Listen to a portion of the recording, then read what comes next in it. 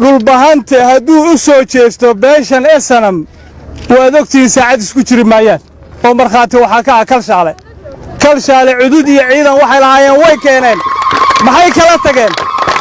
futo madow bay kala tageen iyo bakhtigoodii oo waraabuhu cuno iyo harga madan bay kala tageen iminkana waxaa weeye waxaan u hambalyaynayaa generaalka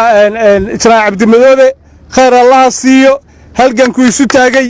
wataa maanta lagu soo wada hiranayo dhulbahante meeluu joogaba ragga damiirka leh haddeer ku hadhay meelaha ooha baanu leenahay ooha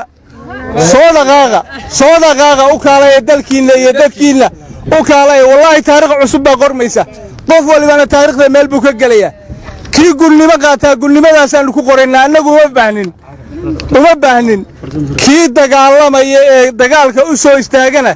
dalkiisa iyo dadkiisa wuxuu ka helayaa sharaf iyo cisi war kuwii shalay ka dagaalamay kalshaale maanta miyaynaan madaxa ku sidan miyaynaan sharaf iyo cisi ku lahayn miyaynaan dhulbahante meeluu joogaba uusan ku faanayn guusha